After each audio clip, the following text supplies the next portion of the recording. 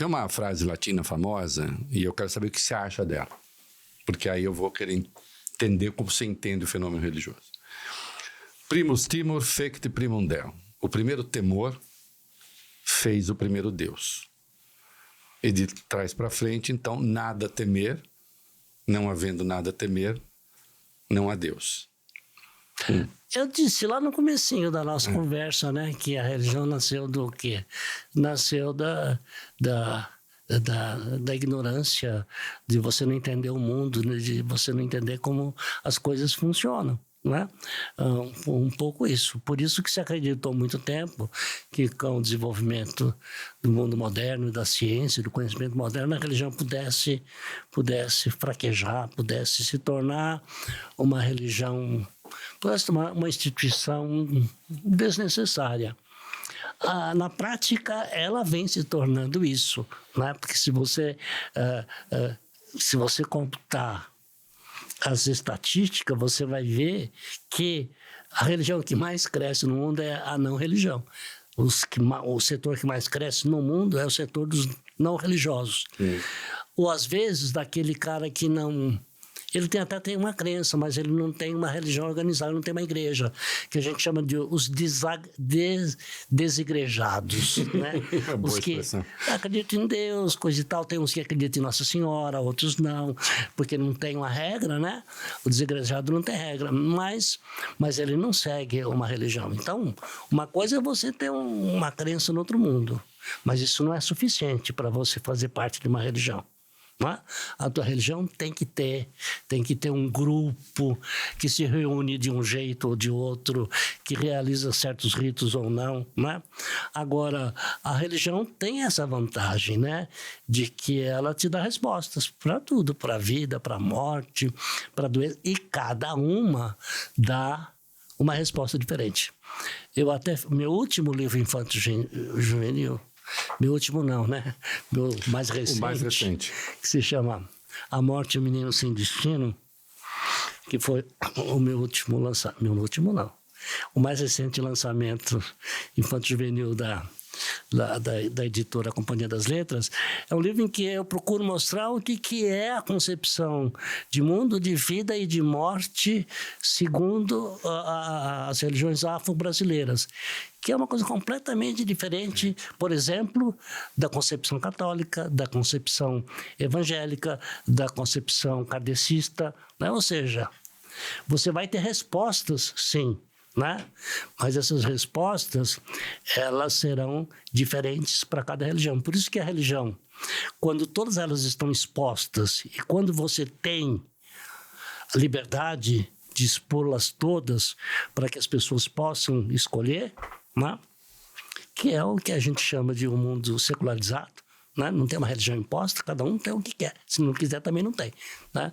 Então, aí você tem a possibilidade de escolher a tua resposta, né? Então, isso indica que até mesmo ao escolher uma resposta que a filosofia não dá, a ciência não dá, a sociedade em geral não dá, você ainda tem a chance de você escolher, quer dizer, acabou aquela época, né, de que aquela idade da humanidade em que a religião era uma coisa herdada, né? Eu ainda sou de uma geração em que a gente tinha a religião do pai, da mãe, do avô, da avó, do avô, etc. Tal. Hoje não, hoje a religião é uma escolha, né? Me lembro quando eu era moleque, quando alguém se convertia a outra religião, era um caso quase que de vida ou morte, de suicídio. A avó se jogava. No meu interior, os protestantes eram chamados quebra-santo. Sim. E era assim, ser quebra-santo era a última escala da abjeção. Assim, sim, e havia nominações, nomes que se davam que a gente não deve pronunciar em público. Isso. Mas, porque essas religiões continuam aí, né? E têm o direito a serem ao bom trato, né? Mas você mudar de religião para a família era uma coisa bem... Como foi mudar de marido e de mulher. Né? Eu me lembro muito bem quando não existia divórcio, existia o tal do desquite. Mulher desquitada não era convidada à casa alheia. Exatamente. Porque ela era uma mulher que estava ali solta, livre, entende? Podia roubar o marido de qualquer um. A minha avó materna considerou o desquite de uma irmã da minha mãe a pior tragédia que podia acontecer numa família. Então, e religião também era assim. Mudar de religião era da mesma natureza. O senhor acredita que alguém como Santo Tomás de Aquino, com todo aquele brilho, realmente acreditasse em Deus, ou ele acreditava que era uma boa ideia acreditar em Deus? Eu sei que é uma pergunta impossível, mas eu quero que você faça... É difícil, né? Eu quero que você faça considerações. Você está falando com a pessoa errada. Eu acho que eu não tenho essa capacidade de saber o que você pensa, e muito menos o que o Tomás pensa, que está morto há quanto tempo. Não, o que eu estou perguntando é do apuro filosófico. Mas, do ponto de vista da preocupação dele, é claro que ele está querendo mostrar para os outros, mas antes de mais nada ele quer mostrar para ele. Ele está em busca de uma confirmação. Eu não tenho dúvida. Quem busca Deus pela vida intelectual está com problema com Deus. Está procurando justificar a si mesmo. Quem não tem problema... Mas não intelectual também, professor, porque o senhor vai ter religiões mais ou menos dependentes da fenomenologia, ou seja, religiões que precisam mais de fenômenos sensíveis. Algumas precisam mais de fenômenos sensíveis do que outras. Tem religiões mais intelectuais, religiões... por exemplo, o judaísmo é uma religião altamente interpretativa. Óbvio, tem lá os rabinos cabalistas, tem rabinos que fazem materializações e etc. Mas, no geral, é uma religião... digamos assim, mais filosófica. Eu posso dizer... Então, mas lembre-se que ela foi empurrada a isso contra a vontade, né? Não, porque era uma religião ritual. Você ia no templo, levava a sua oferenda, os sacerdotes matavam, né? Tem até a fórmula halal que era usada, que os árabes usam e que o candomblé, por exemplo, também usa até hoje, que é todo o sangue é de Deus, né? Porque o sangue é a vida, né? Mas o templo, nos anos 70, os romanos acabaram com essa brincadeira e destruíram o templo. E o templo era o único lugar onde o sacrifício podia ser realizado. Né? Então, não tendo mais o que fazer, os sacerdotes se converteram em rabinos. Sim. O rabino já existia, mas ele era secundário. E, de repente, ele toma a frente. Né? Então, você constrói uma religião, né? O Max Weber diz que esse momento é o grande momento da construção do mundo ocidental. Né?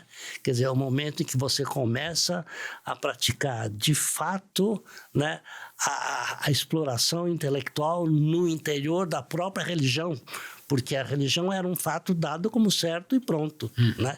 E de repente não, você vai começar a perseguir, né, intelectualmente cada gesto, cada verdade, cada proposição, cada momento, cada situação.